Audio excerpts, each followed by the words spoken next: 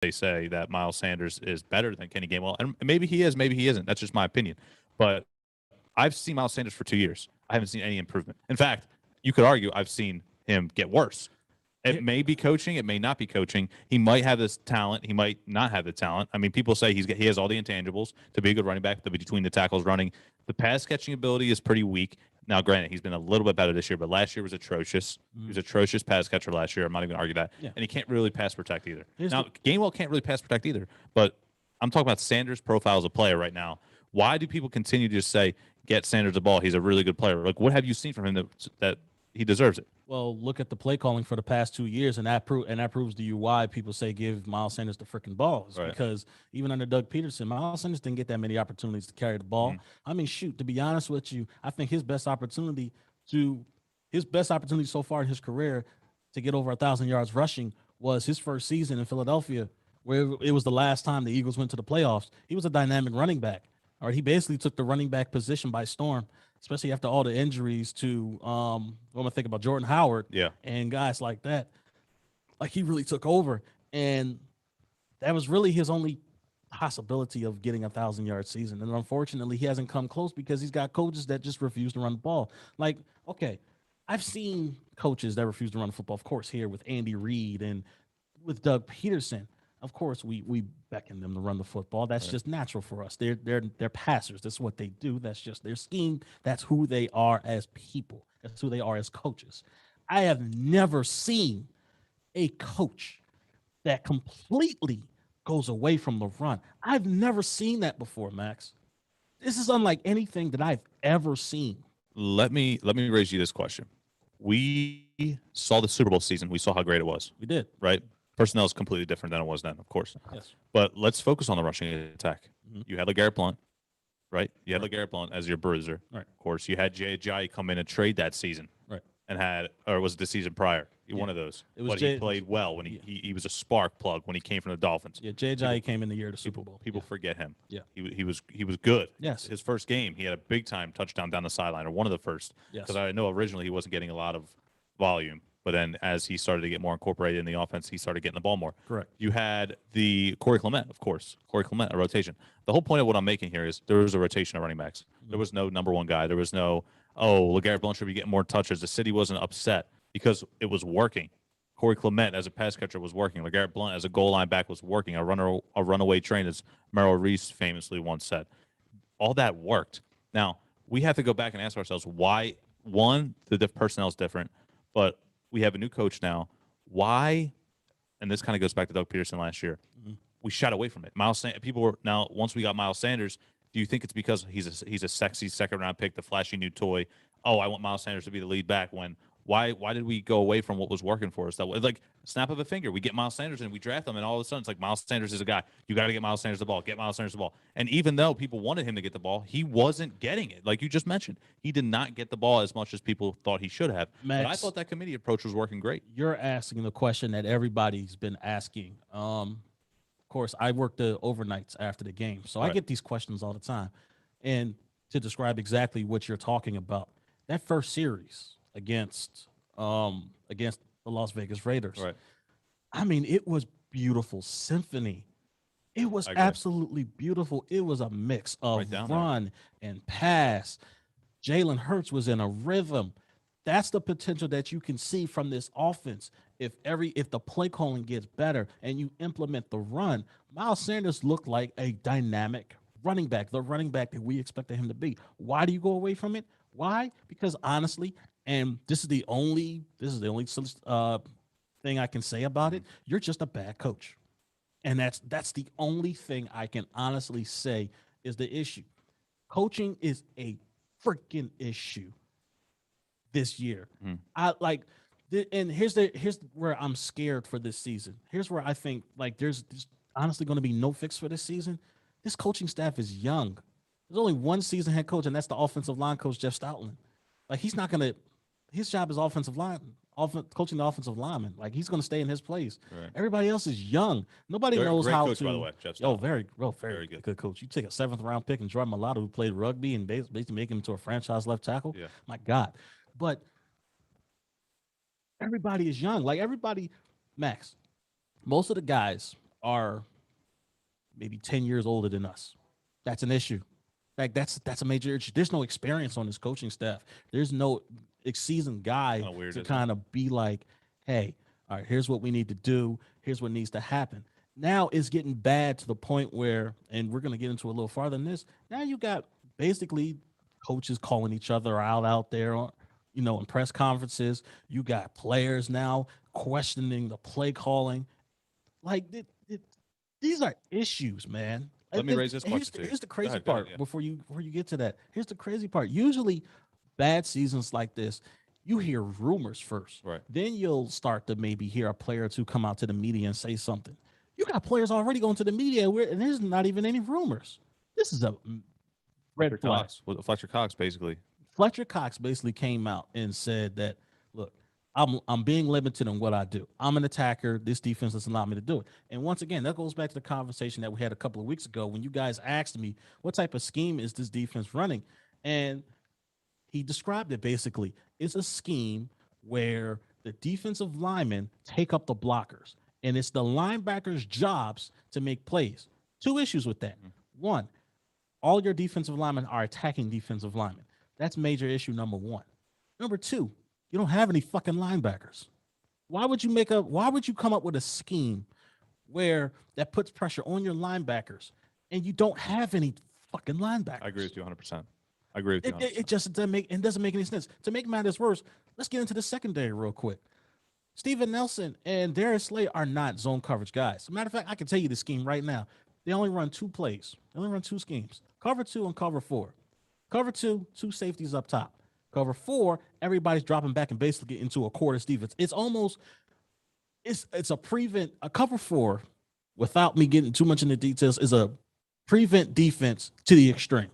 Everybody just backs the hell up. Okay. This is why all these running lanes are being allowed. This is why you have all these underneath passes going for 10 plus yards, first down, and teams are able to drive against the Philadelphia Eagles. It's because of this scheme.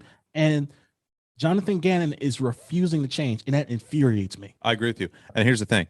I watched last night's game, Seattle, New Orleans. I don't know if you caught any of it. I did. Probably okay. I didn't know if you were working or not. Yeah, I caught some. But I see DK Metcalf on the first or second play of the game take an 84-yard touchdown down the sideline against Marshawn Lattimore. You know how many catches he had the rest of the game? 1. Marshawn Lattimore, one of the best lockdown corners in the game. He gave up that early touchdown. He slipped. It was wet, and then he slipped, and DK kind of pushed off, in my opinion. But he caught a big-time pass, and you're thinking, okay, 7-0, 2 minutes in the game. Seattle's going to run away with this thing. One word, adjustments. Exactly. And this goes back to your Darius Slay and Steven Nelson point, man coverage. You can't just sit back in the zone. That's what all Jonathan Gannon has been doing. Sitting back in the zone, they get what they want. That's why there's so many running lanes. You look at the line of scrimmage. People put 6, 7 sometimes offensive linemen plus the tight ends, and we still are only putting 4 in the 4 or 5. It's stupid. We're not getting 6, 7 guys in the box to stop the run. Hargrave gets double teamed sometimes. Fletcher Cox and John Ritchie brought this up a few times last week. Fletcher Cox apparently getting beat a lot in one-on-one situations. He's getting pushed back. He's not getting some push, so he's not the same player. He's getting older. He's getting older. I've seen that over the years. He's getting double those guys are getting, especially Hargrave, getting double teamed a lot. And that's just, you're allowing guys like Kenyon Drake, who probably shouldn't be in the league anymore, get big-time games on the ground. Now, if I told you Darren Waller is going to be out pregame, you're thinking, wow, Darren Waller, a guy that the Eagles have nobody who can cover him. We got a legit shot to win this game. I'm thinking, holy shit. Exactly. We're going to win this damn game. There's an actual chance. I want to ask you this question because I saw Avonte Maddox get an interception over the weekend. What are you making of Avonte Maddox right now? Where do we stand? You never liked Avonte Maddox from the beginning, but I always said that Avonte Maddox was a slot corner, and that's where he needed to be. And now he's thriving. Look, I'll tell you one thing that's good statistic-wise in terms of this defense, and the only thing that's good is the play from the slot corner, and that's Avonte Maddox.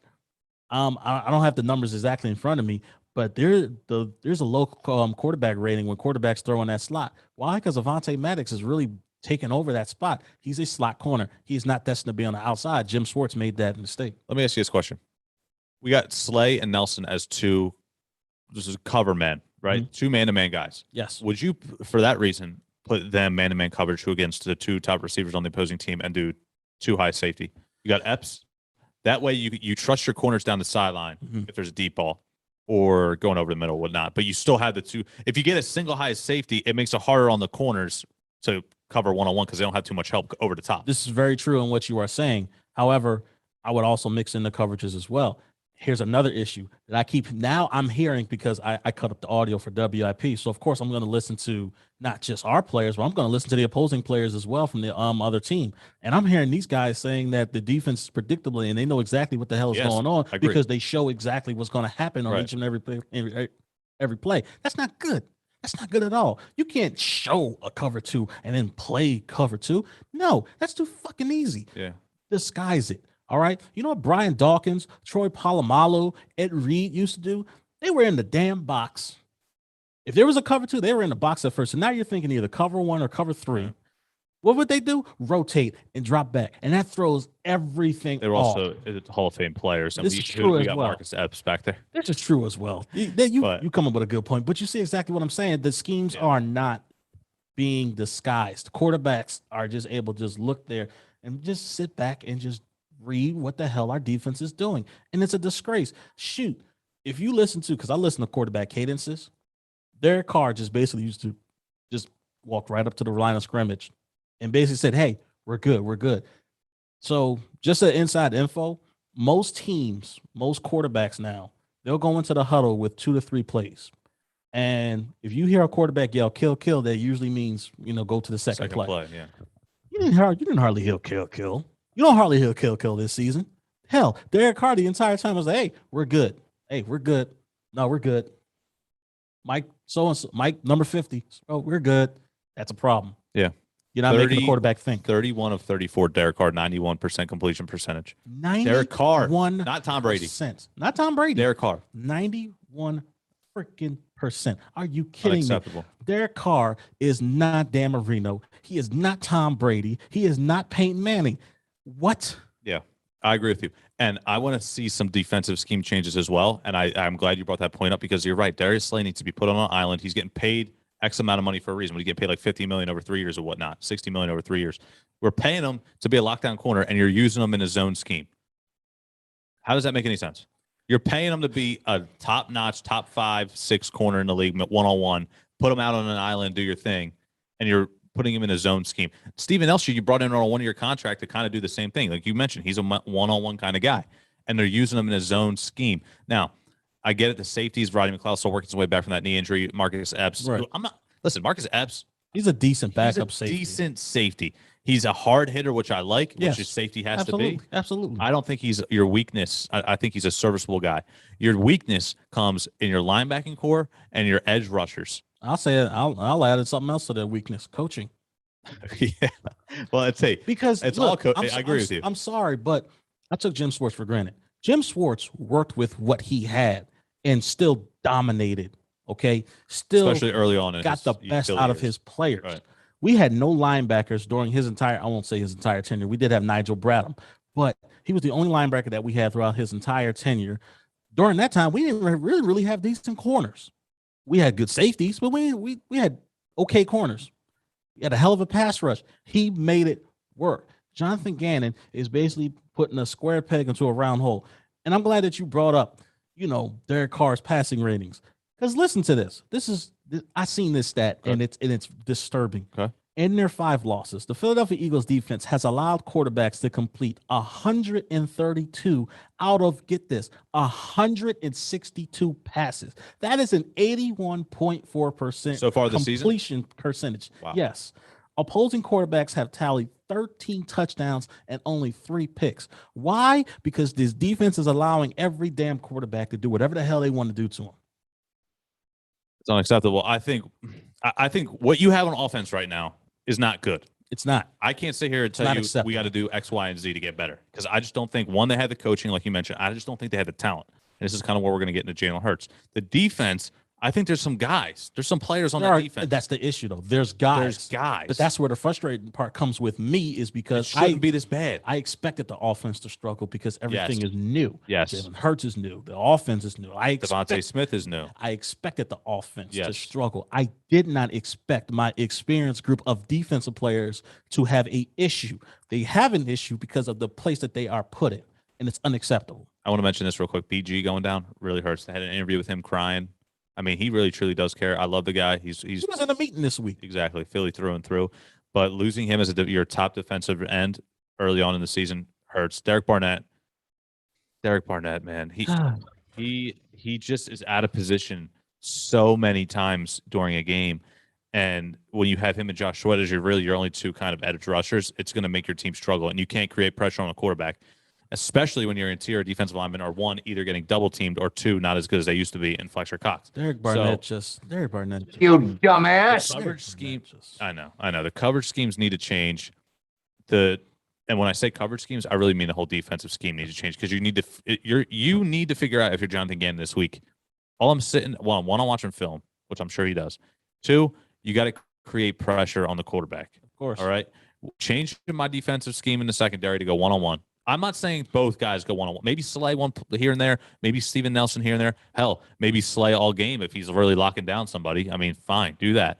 But I'm not going just sitting in the zone the entire time. I need to switch to man-to-man on some of the plays, maybe most of them, and two, figure out a way to create pressure on the quarterback. I understand, and you mentioned the linebacking core sucks. It's true, but like you said, Jim Schwartz would work with what he had. How are we going to create pressure? Do you just send Singleton? Do you send Wilson on a blitz? Like, how do you create pressure when you're struggling like this? You got to figure something out. I mean, are you blitzing? Are you doing that disguise? Where you're saying you start up high and you get an edge blitz from a corner in the slot? Hell yeah, you change. Blitz? Hell yeah, you change up. You change. You got to change up your approach. You got to change up what the quarterbacks see. So let's say, for example, you mentioned the slot blitz.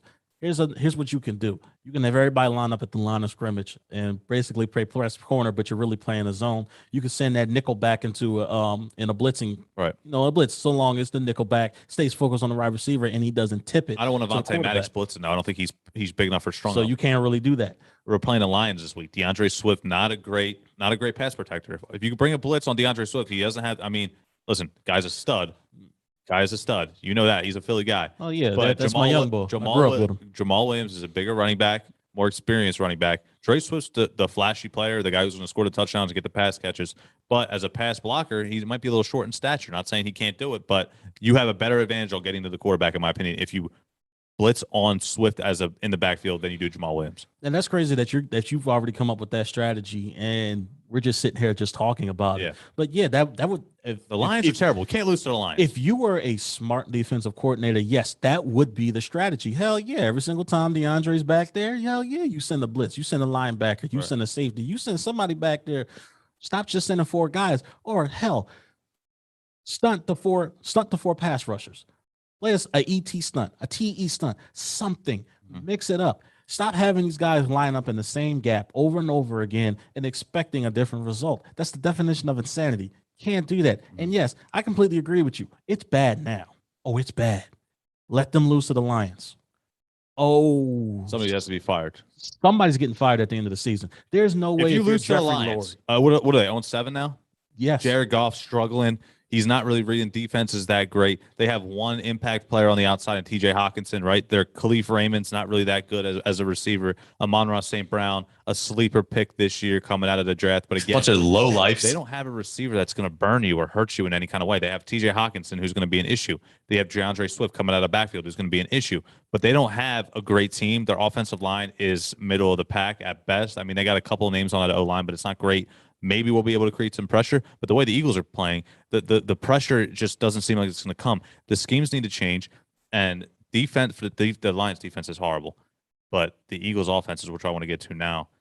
Jalen Hurts continues to struggle, and I know you and Tanner are still on the wagon. You're still on the Jalen Hurts train. I know the coaching staff's been terrible, and I know Nick Sirianni, who even mentioned in an interview yesterday, right, that he's been watching a lot of offensive film. He's not even really watching a lot of defensive film, so he's kind of head coach / OC, but I thought Sean Steichen was the OC. Apparently. Yeah, well, when you have an offensive head coach, it depends on what type of head coach you have. If you have an offensive head coach, yeah, they're going to favor more on the offense. You have the same thing with a defensive head coach. You got a defensive head coach; he's going to focus more on the defense and rely on his offensive coordinator to run it. It's that's a basic thing. But you are the head coach; that you should be still observing and knowing what the hell is going on with your entire unit. Yes, your focus is on offense, but you are in charge of an entire fucking unit. How about we talk about Nick Sirianni as a receivers coach for the Philadelphia Eagles? I haven't seen a goddamn receiver improve one bit. Devontae Smith, he's going to catch passes and he's going to get yards because he's really the only guy we have left. I mean, Dallas Goedert's really not getting fed as much as I would like.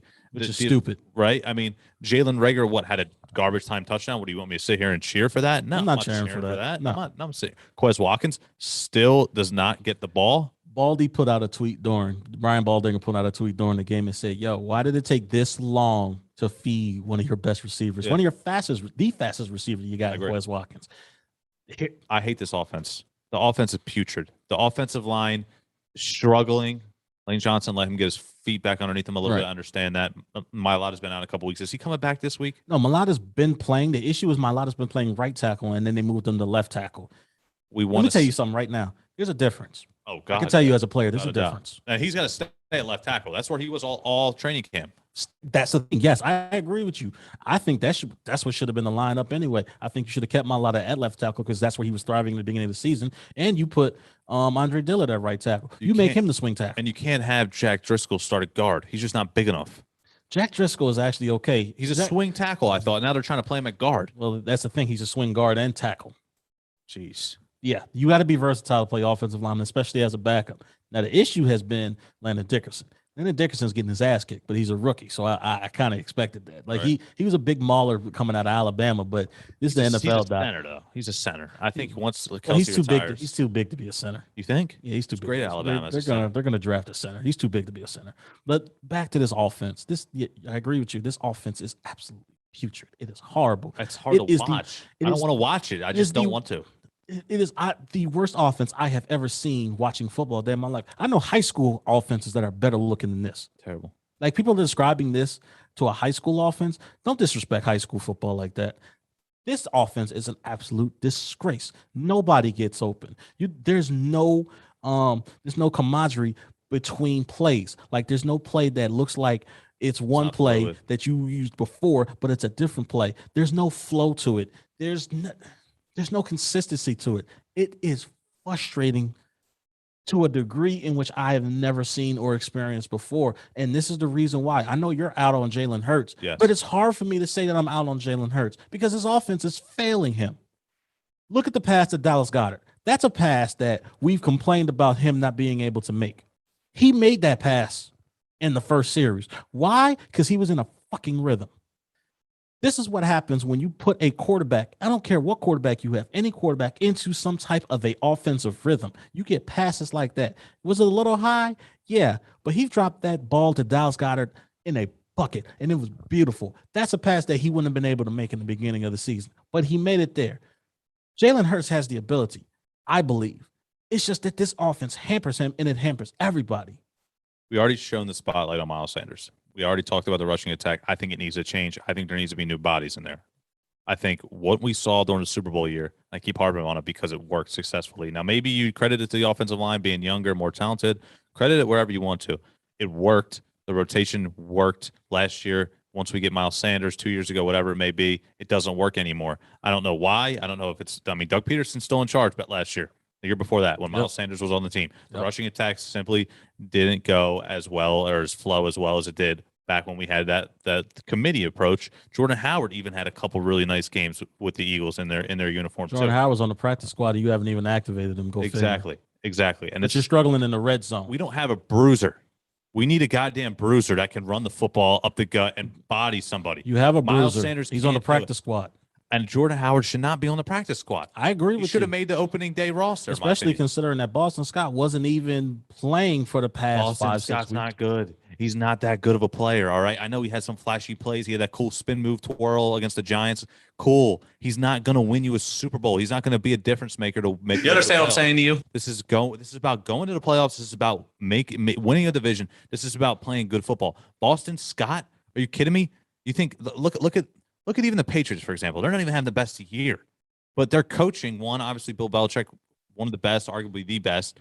Damian Harris, stud. I mean, Boston Scott. I mean, other defensive coordinators are laughing. You got Boston Scott rushing the ball out there 7 times because, one, you go back, change up the scheme. Oh, no one's seen Boston Scott. Maybe I'll throw Boston Scott out there for 7 times, 7 carries, 24 yards. He had the touchdown, whatever. I mean, he's not a difference maker. You need a guy. You need a physical running back that One is good, and you're like you mentioned, struggling in the red zone. I'm not saying Jordan Howard's going to come out here and rush for 100 yards every single game. We're just not good enough. The offensive line isn't good enough. That's not our scheme. That's not. But it's a guy that can help you. Gainwell and Boston Scott, they're the same player. Gainwell, in my opinion, is a lot better. But the way Nick Sirianni, in my opinion, views it is, okay, they both can pass catch. They're both can go out there on third down and be a scat back. Boston Scott being on the field does not help you, in my opinion, a lot. Miles Sanders, I know he gets hurt, and I know you have to use Boston Scott more. I understand people are going to say that. Jordan Howard shouldn't be on your practice squad. I agree with you. Jordan Howard shouldn't be. He just shouldn't. And I'm just saying, because the rushing attack, and people are saying, oh, why is the rushing attack not working? And then we're pointing fingers. So the offensive line's not good enough. Miles Sanders isn't good enough. The head coach doesn't run the scheme properly. Oh, Jalen Hurts should line up under center more and hand the ball off and get. Speaking of going under center, I seen multiple single back sets in that first drive. I said, oh my God, you can play something other than the goddamn shotgun. Holy crap. Yeah. Wow. Look what happens when you change up the damn formation. Yeah. And you stop playing everything from the shotgun formation. I know that's cute. I know that's what's modern. I know that's what's everybody doing. But every fucking play, like I do see teams with a single back set. Hell, one of the last plays against the Raiders came out in the 9 formation with a fucking fullback and got that huge pass over for us with a fullback. There is no innovation to this offense. None whatsoever. And the same thing goes for this defense. This coaching staff is in way over their head, Max.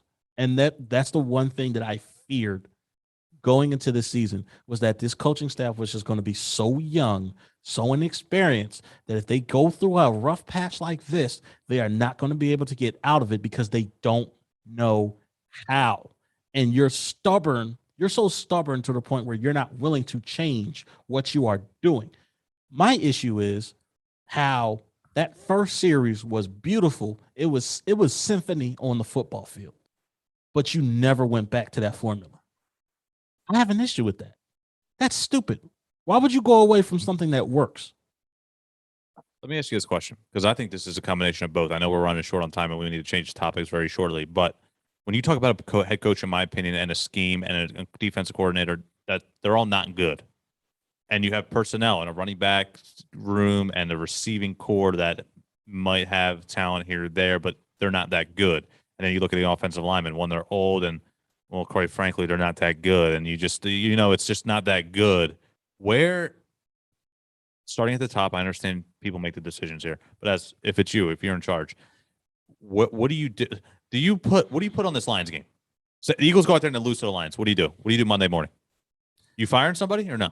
I'm not going to fire nobody. I don't think I'm going to fire nobody, but best believe somebody's on the chopping block by the end of the season. I know that much, because that's an absolute disgrace. You cannot lose to a team has not had a win this season. Here's the crazy part. Here's where I think the Lions are going. Here's why I think the Lions are going to win, and we're really going to be up in arms in this city as Eagles fans. I think the Lions are going to win because if you look at every single last one of their games, they fight. They fight. They know that they're bottom feeders. They know they're not that good. They fight. They will let you know, hey, we're going to be here all 60 minutes, bruh. If you don't bring it all 60 minutes, guess what? We're going to beat you. We're going to come from behind, and we're going to beat you. And that's why I'm afraid that's what's going to happen. I think the Eagles are going to lose, because too. the Lions have more. The Lions are playing with more passion. They're playing with more effort than the Eagles are, and I'm scared of that because we're not playing with any kind of passion right now. Home. They're hungry for that first win. They are. I will not be surprised if they beat us. But speaking of being in charge, real quick, they don't have a win. Eagles can't. If the Eagles lose this game, anybody get fired. Somebody. It's not gonna happen during the season. The trainer get fired. Somebody, please do something. You can't go on the road and lose to an 0-7 team. It's not. I agree with you, but it's not going to happen during the season. But I tell you what, though, speaking of in charge, you know where this falls. All of this falls. This is on Jeffrey Lurie. This is trying to be the smartest guy in the room, trying to find that guy like Andy Reid, the unknown, and trying to outsmart everybody. No, you look like a fucking idiot right now. I agree. I'm gonna tell you this why. I'm gonna tell you why.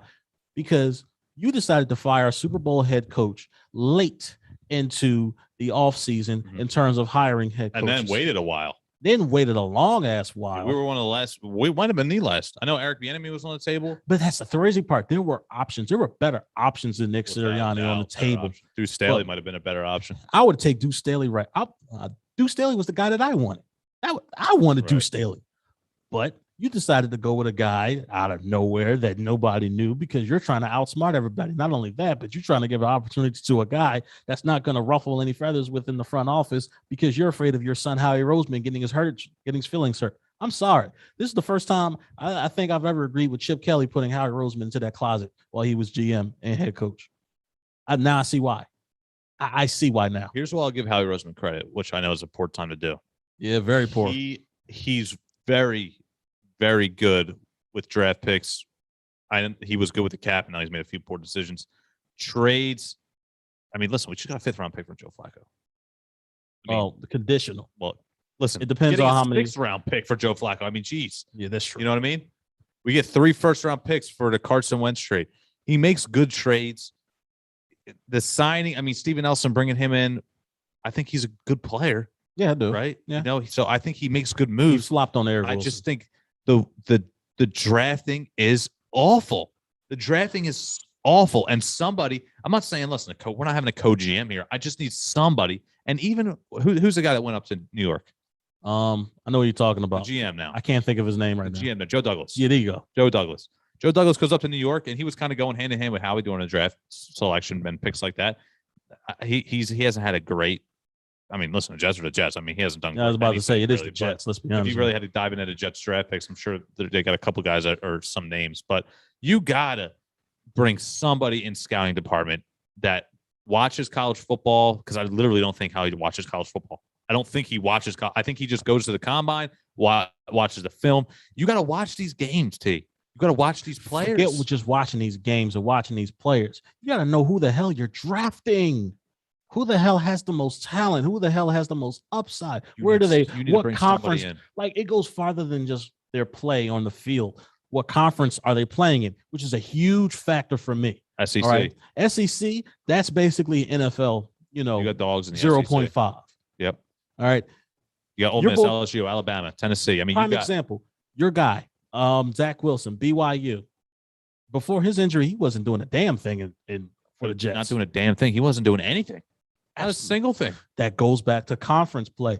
Conference play means a whole lot. Listen, you can dominate, your little conference that you in and look real good, but how you gonna play against the big boys? I think how that play's gonna transition. Tua might be the only outlier in that, because he played at Alabama.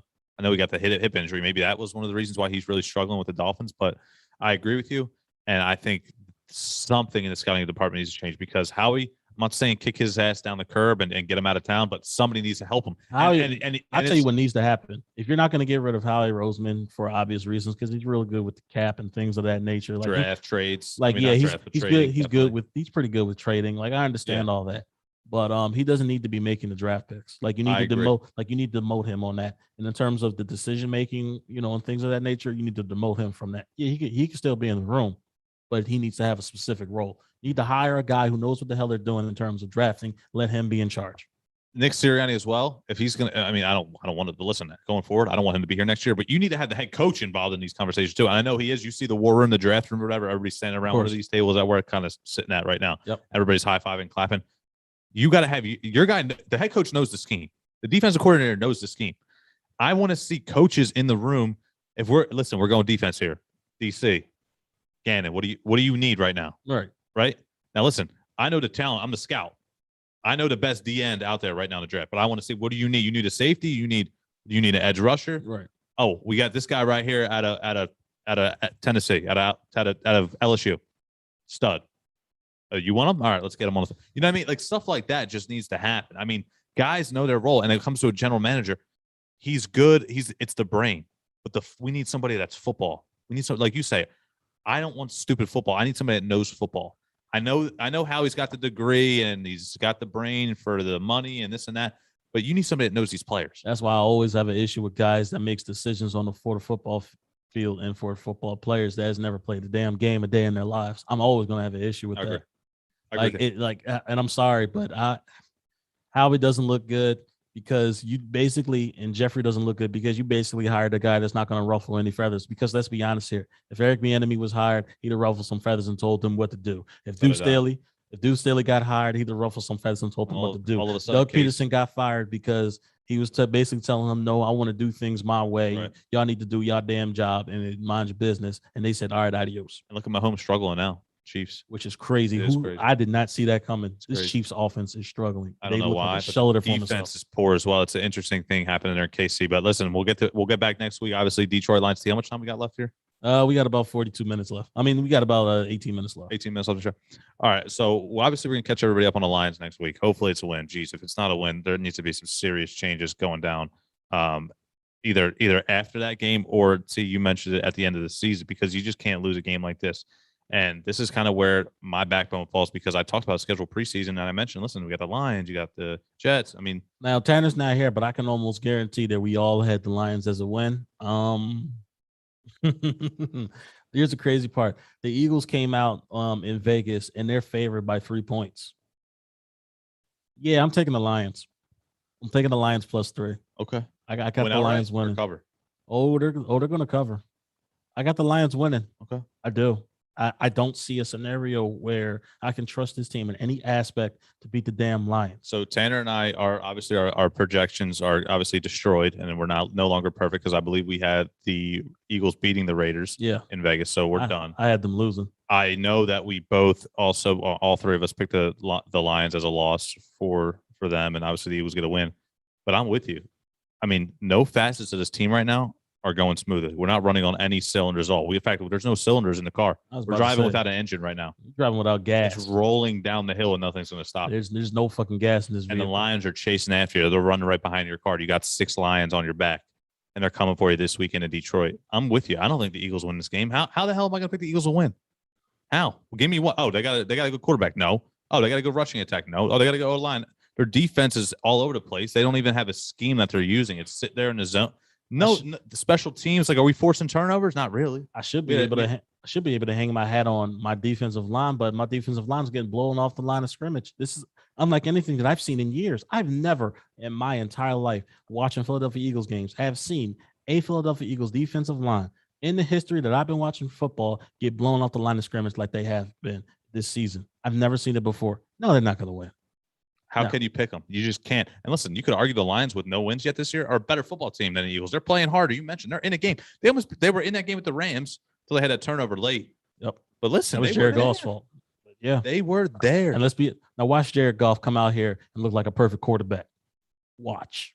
Against this defense? Against this damn defense. We'll see. Hey, listen, we'll be back with everybody next week, touch on the Eagles and see if they can get a win. Of course, a lot of heated discussion today, and rightfully so. And we'll see. Listen, Howie Roseman, I think we both made our piece and made some good points, and we'll see what happens moving forward. But yeah, Roseman just needs some help in the drafting process. What's he here for? And the players right now are really, really struggling. The personnel needs to change, and I think the rushing attack needs to as well.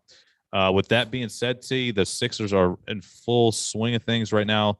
Full steam ahead for that squad, and they had a debacle again late on Friday night against the Brooklyn Nets, which really was a heartbreaker, because it's like, oh, why are you watching October basketball? Who cares? Waiting for the playoffs. And it's like they're beating the piss out of the Brooklyn Nets for 3 quarters, which is crazy. And then all of a sudden they remember, oh, wait, we're the Sixers. We don't close games. Here's the thing. The Sixers still don't have a closer. And that's the one thing that I fear. Like, do I believe that this team can move on and still do good without Ben Simmons? Hell yeah, I do. But their problem at the end of the day is they don't have any fucking closers. Jimmy Butler was the only closer that this process era has had, and he didn't want to be here. Let me ask you this question. As a closer, say we get CJ McCollum, for example, from the Portland Trailblazers. Good player. Yeah, he's a good player. Good with the ball in his hands. Yeah. Can't create his own shot. No doubt. Do you win a championship with that move? No, because he's not a closer. He's a scorer, but do I trust him to take shots at the end of a game? Not really. Not really. I mean, I want to agree with you, and I think that's a great answer. Not really, because it's like, maybe. I mean, he can score the basketball, throw the ball in his hands. He can score it. The closer out there in Portland is Damian Lillard. So maybe a veteran player, right? So maybe can CJ McCollum be that closer that we are looking for? It's a possibility, but I you think there's better options out there. The only problem is, are those options going to come open? And I think that's the thing where. So you're without saying it, you're indirectly saying Bradley Beal or Damian Lillard. This is true. Yeah, I kind of am, but the issue is, are they going to come free? I think Bradley Beal should come free. The Wizards are absolutely awful. He should, They're but terrible. he doesn't want to leave, and he's been on record as saying Why? that. I don't know why. You got to ask Bradley that. Why? I couldn't tell you. And listen, I get it. You like the area? 3 hours north. We're not going West Coast here. 3 hours north. It's not. You're not taking a plane back to LA or to Denver or Phoenix or Oklahoma City. You're taking a bus 3 hours north. Listen, buy a house in Delaware and meet halfway if you really want to stay that close. I mean, it's ridiculous. I don't know what it is. The ownership, maybe it's like teammates are cool. I have no idea. Yeah, I couldn't tell you what the reason is or why he wants to really be there out in Washington. I honestly couldn't tell you. Damian Lillard is an icon out in Portland. I'm assuming he wants to stay there. He does. They're not going to win. I hope he knows that. But fine, if you want to stay out there, whatever, so be it. They might be middle of the pack too. So as we near the trade deadline, like a lot of people are suggesting, I will make a trade near the trade deadline. If they're in it, they're not just going to give their best player away. The Wizards probably won't be in it. And I'm thinking, Brad, please, why waste your prime of your career in a place, one, that's not going anywhere, and two, you're going to join a team that you can win a championship with. It's not like you're getting traded to a middle of the pack team. See, what we're talking about is what Daryl Morey is hoping is going to happen. That's the reason why he hasn't traded away Ben Simmons. Like we've seen some of the trades that teams have offered. I think the Wizards want him too. Maybe they're not sitting here saying, "Oh, listen, we don't really want Ben Simmons." I think they would like, "All right, yeah, sure, I'll take." I'm gonna be honest with you. With okay, so because we've been off for a couple of weeks, let's get into some Ben Simmons antics. Some of his antics that he's done. Yeah. Now he's come back. And the only reason why he did come back was because he was losing an ass load of money. All right. As a matter of fact, he probably lost like 1.3 million. He lost over $1 million. So he came back in sweatpants and a cell phone in his pocket. Yes. You don't think the rest of the NBA saw that? I'm sure they did. They're at his attitude. Then to make matters worse, the next day that you come into practice, you don't want to do a damn drill and you get kicked out of practice. And now you're saying that, he can't mentally play with the team. Listen, I don't play with mental health. If anything's affecting you mental wise, I'm not touching that. I'm not going to say that he's not going through something. That's not my position to say so. I'm not. However, I am going to attack you for your character. And you look like an ass coming back to the team like that. You came back because you were losing money. But if you would at least show forth some kind of effort, like you cared, maybe your stock draft would increase. Now, I agree with him when he says that, it's not his responsibility to increase his draft stock. I mean, that's draft stock. It's trade stock. I agree with you. However, no NBA team is going to trade for you right now because you look like a baby. And in the back of their minds, they're thinking to themselves, well, if you're acting like this with the Sixers, how are you going to act like that with us? Like, that's just something to think about. I agree with you. And I think we're agreeing a lot today because I think both of us are on the same page when it comes to one, where the Eagles are and where they stand, but also where the Sixers are with Ben Simmons right now. As much as I want Bradley Beal, and trust me, I want Bradley Beal. So do I. I understand where Daryl Morey's coming from. And this might be I'm sitting here as a hothead saying I want Ben Simmons gone. Yeah. But he's Daryl Morey's a smart guy. Like, this guy, I know he doesn't have a ring. He doesn't have a trophy on the mantle for being so-called one of the best GMs in the league. I understand that in Houston and whatnot. But he understands this is a process. It is. And if I'm not going to get rid of Ben Simmons with all this untapped potential, which we know in Philadelphia probably is not going to come to fruition, one, because of how he is person. And then this is where you go back to the person. This has nothing to do with talent. And I always said that. It has nothing to do with him shooting a 3-ball at this point. Right. It's the person. Yes. And he comes back in the cell phone in the pocket and whatnot. He's just not engaged. I mean, he's the guy. So Daryl Morey's going to sit here and wait. And I'm thinking this is what's going to happen. And this is just an option. An injury. Maybe a team's making the playoffs or not. They lose a star. They lose a ball handler, a point guard. It's another option. Maybe, and they get something. But right now, Daryl Morey's sitting here on his hand saying, I'm not trading this guy unless I get an impact player immediately. He already said he's already on record as saying that he's willing to wait the 4 years left on his contract. So if he doesn't get the deal that he wants, then guess what? Ben Simmons is going to be here for another 3-4 years, unfortunately. And I believe Daryl Morey is telling the truth. I do. Like, Ben Simmons signed the contract for the money, not thinking of the consequences that's going to happen. And he saw Anthony Davis leave the Pelicans. He saw all these other stars leave their respective teams and get their way, and bitching and complain about wanting out of their shithole city to go to a championship contender. And now all of a sudden, Ben Simmons is considering us, not that great. Doesn't like the city. Doesn't like the fans. he wants out and he's going to sit here and complain and moan and get his way like a little toddler, when they want a candy from the candy store. And he thinks, oh, work with everybody else. I'm just going to do that. I just got $170 million. Not only that, I got it from this team, but I don't want to play for this team. I want to go play for another team. Reality is, it's not now because you signed that contract, bro. It's not going to be that easy to move you because, one, now teams know who you are. You're a great passer, a great defender, but you ain't shooting that ball. You are a 40-something% free throw percentage shooter. Right.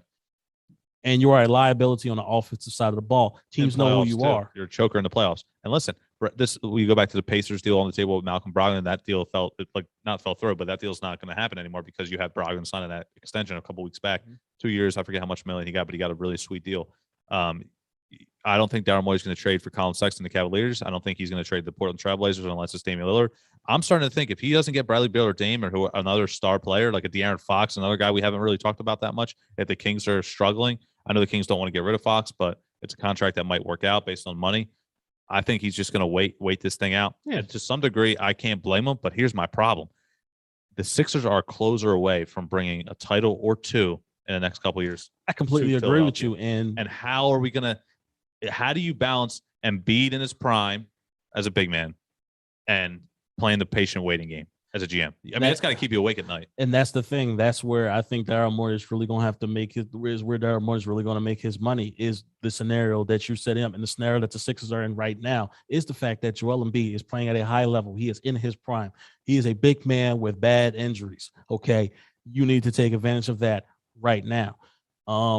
Ben Simmons playing the long game. That's another issue that we're going to have to look into, that you're going to have to look into, and you're going to have to really think about. And he is not in an easy position. And yes, I agree with you. I think they are a closer away from bringing a championship here. Maybe not two, but I think they can bring a championship here if they bring that closer up in here. I mean, shoot. I think this team can survive without Ben Simmons. Look at the way they're playing. I forgot the pick and roll. Win a title though. That's the problem. I forgot the pick and roll even existed with Ben Simmons. With or without Ben Simmons, the Sixers are not winning a title. No, it's not going to happen. But Daryl Morey, like you just mentioned, a good point. He's going to have to make a hard decision sooner rather than later. Now, you never root for injuries around the league in general, but if one happens, we have an opportunity to pounce on it. Bradley Beal's a free agent after this year, I believe, right? Or next year. I'm not sure. Let me check real quick. I'm not 100% sure. Because that's the guy you're going to have to go out there and try to grab. That's the guy you're going to have to go out there and try to grab. I mean, there's no real way around it. Unless, now I get it. You never know what happens with other superstars. They get pissed off. They don't want to play in their city anymore. Maybe Jason Tatum in a couple of years doesn't want to play in Boston anymore. Yeah, but we don't have 3 years to wait here with Joel Embiid. Yeah, but you want to wait. You really want to wait all that?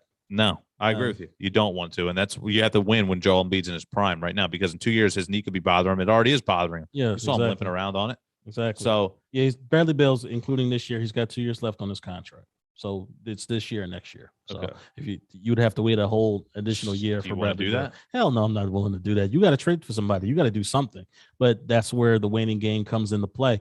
And hey, this is where Daryl Morey is going to make his money. He's going to have to figure something out. You can't play the long game with Ben Simmons as much as you want to, as much as you think you can, but you're not going to be able to play that long game. You got to do something with him.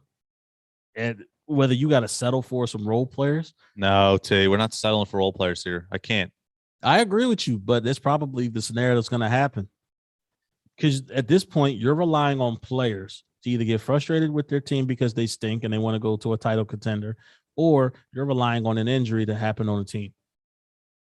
You ain't got no choice. Jeez, man. This might be a scenario with Daryl Morey. If you bring in role players, you better hold the ball bounces your way. Daryl Morey, turn the ball over. Little things like in key games in the playoffs need to bounce your way. And I'm gonna be honest with you, Daryl Morey really fumbled the ball, because he had a chance to trade for James Harden last season. Yeah, at the trade deadline, but he didn't want to give up Maxey. But we could have got rid of Ben Simmons, and that could have been your closer. That could have been your difference maker. What was it? Do you know the deal off the top of your head that was? Not off the top of my head, but I know Maxey was involved. Picks, Maxey, Simmons, maybe Thibault. Possibly. I don't know if Thibault was in that. I thought Thibault was in the Kyle Lowry deal. Maybe. I think he was in. I know he was in the Kyle Lowry deal, but I'm not sure if he was in the James Harden deal. Well, we'll see.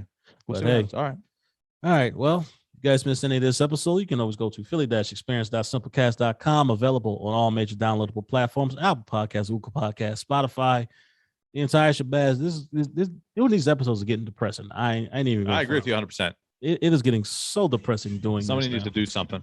I agree. Somebody in games. Philadelphia needs to stand up. I don't care who it is. I know the Eagles ain't gonna stand up. Maybe the Flyers stand up. I'm hoping for them. They got a big game tomorrow against the Oilers, by the way. This The is Oilers true. are 5-0. Yeah, They're a tough team, and you're traveling out there. Good luck to them. But yeah, that's gonna be hard. That's gonna be a hard game. Yeah, that's ludicrous. You're always on your back.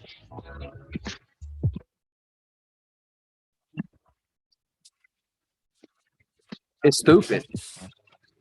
It's funny to me too. I hear you. This is some false. Oh, that was terrible. I am pissed off.